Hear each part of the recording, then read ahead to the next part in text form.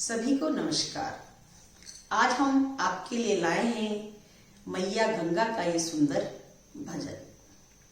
गंगा नदी पवित्रतम नदियों में से एक नदी मानी जाती है। पौराणिक गाथाओं में भी इसका विशेष महत्व है।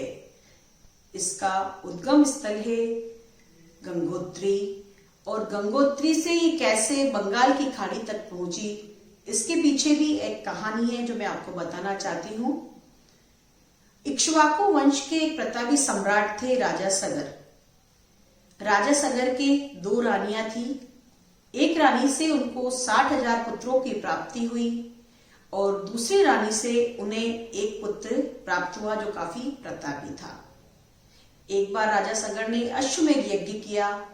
अश्वमेध यज्ञ के दौरान छोड़ा गया जो अश्व है उसको इंद्र ने चुरा करके कपिल मुनि के आश्रम में बांध दिया। 60,000 पुत्रों ने उस अश्व को ढूंढने का कार्य प्रारंभ किया। आकाश से लेकर पाताल तक उस अश्व को ढूंढा गया। उन्होंने देखा कि वह अश्व कपिल मुनि के आश्रम में बंधा हुआ है। उन्होंने कपिल मुनि को चोर समझा और उन्हें अपमानित किया।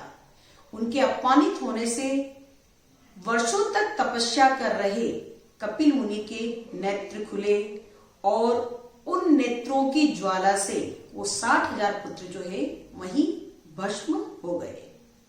जब राजा सगर को इस बात का पता चला तो राजा सगर ने कपिल मुनि से जाकर के माफी मांगी और काफी उनसे उपाय पूछा कि कैसे मेरे पुत्रों की मुक्ति हो सकती है।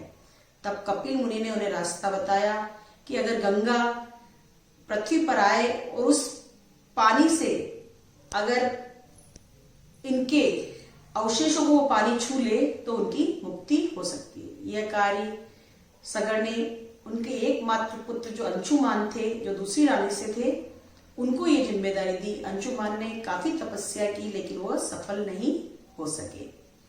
अंशुमान के पुत्र राजा दिलीप और दिलीप के पुत्र भागीरथ ने अपने पूर्वजों की मोक्ष प्राप्ति के हेतु काफी तपस्या की और भगवान गंगा से आराधना की कि आप नीचे पृथ्वी पर आए और हमारे पूर्वजों को ये लाभ प्राप्त हो। तो उन्होंने काफी तपस्या की और गंगा ने कहा कि अगर मैं पृथ्वी पर आई तो इसका वेग इतना तेज है कि ये पूरी पृथ्वी नष्ट हो जाएगी। आप जाकर के नीलकंठ महादेव भगवान शिव से आराधना करें कि वो उसे अपनी जटा में समेट ले। तब भागीरथ ने भगवान शिव की तपस्या की और उनसे प्रार्थना की कि आप गंगा के वेग को अपनी जटाओं में समेटें। भगवान शिव ने गंगा के वेग को अपनी जटा में समेट लिया और अपनी एक जटा जो है उन्होंने बिखेर दी। उस जटा से निकले हुए पानी अर्थात गंगा को लेकर के भागीरथ आगे आगे चलते रहे और वहां से वो बंगाल की खाड़ी तक चले और जहां पर कपिल मुनि का आश्रम था उनके उस अवशेषों को गंगा ने वहां पर छुआ। तब जाकर के उनकी मोक्ष की प्राप्ति उनको वहां पर हुई। वो स्थान गंगा सागर के नाम से जाना जाता है। इस प्रकार से उत्तराखंड गंगोत्री से वह गंगा नदी प्रवाहित होकर के बंगाल की खाड़ी तक पहुंची। तो सुनिए आप ये सुंदर भजन। धन्यवाद। जय श्री कृष्ण। गंगा जी आपका माता ने बमरज सोवे, गंगा जी आपका काना ने जालज सोवे, ने टिकला ऊपर बारी रे में झुमकी ऊपर बारी रे, गंगा मेरी माय लयर पर बारी रे, मुकट पर बारी रे, गंगा मेरी माय। गंगा जी आपका मुकड़ा ने बेसर सोवे, गंगा जी आपका हिवड़ा ने हाथ सज सोवे, ने मोतिड़ा ऊपर भारी रे, ने दलड़ी ऊपर भारी रे, ने नथड़ी ऊपर भारी रे, गंगा मेरी माय लहर पर वारी रे मुकुट पर वारी रे गंगा मेरी माय गंगा जी आपका बहाने बाजू बंद सोवे गंगा जी आपका भैया ने चुड़ला गजरा सोवे ने बतड़ा ऊपर वारी रे में नगीना ऊपर वारी रे में लूमा ऊपर वारी रे गंगा मेरी माय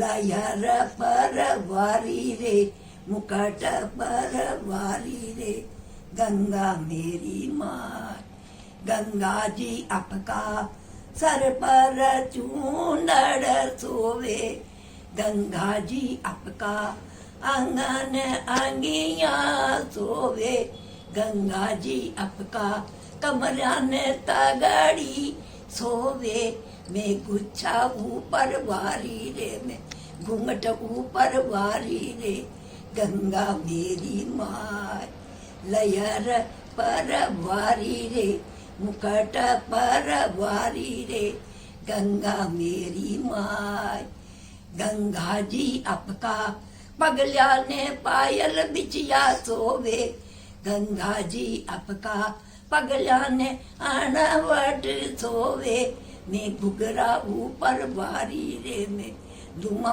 ऊपर वारी रे गंगा मेरी माय लहर पर वारी रे मुकुट पर वारी रे गंगा मेरी माय जय श्री कृष्ण।